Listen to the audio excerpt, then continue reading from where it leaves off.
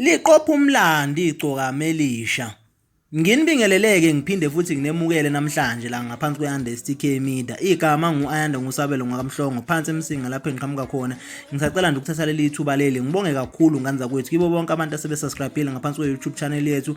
Mawukuthi ubongazi usubscribe kuze kube namhlanje siyacela ukuthi wenze okulungile kanye kanjalo futhi nokufanele usubscribe futhi ulike. Ungakhohlwa futhi ukukhuluma nathi kwi-comment section yethu. Liqopha umlando Igcokama elisha ngetrend yalo etrendayo i-hashtag uyinja mlungu. Igcokama elisha ke nje ke litrenda ngale trend lena emva kuba kuphumuke nje i-video la lipromoter khona ingoma yalo elizoyidedela kwi-album yayo elindileke ngomhla ka-27 kiyo lenyanga.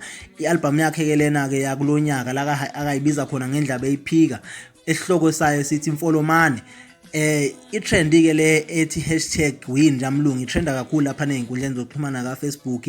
Kanti sakhuluma ngalo futhi Igcokama elisha umlando nje lokhu luqophile njalo Igcokama elisha ke njengoba kusesivala unyaka njengoba liphinde futhi lamemezela ukuthi sekunama sim card okuyimthandeni mobile la khona esebenzisane khona nenkampani enkulu yakwa Vodacom yezokuxhumana noma ke nje ye-network ukuthi kube khona ama sim card adayisa ngaphansi kwegama lakho Mthandeni. Sibongele kakhulu kwethina insizwa yasemdletsheni bakithi ngokuthi ngempumelelo yayo kanjalo futhi nangamagalelayo afika nayo kumaskandi njengoba kokuqala nqa ukuthi kube khona umaskandi onama sim card abizwa noma adayisa ngaphansi kwegama lakhe enganza kwethu. Siyabonga kakhulu kibo bonke abantu abaseka umculo wesintu kanjalo nabantu abaseka into enhle njalo efika nabaculi bakithi bakamaskandi.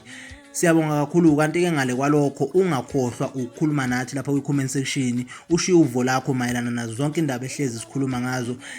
Uphinde futhi usilandele lapha na ke inkundleni zokuxhumana ku-Instagram usikhona @ayanda_stk bese kuthi lapha ku-Facebook ikhasi lethu la Facebook i-AyandaStk_media. Siyabonga kakhulu nganza kwethu kuze kube futhi nangokulandelayo.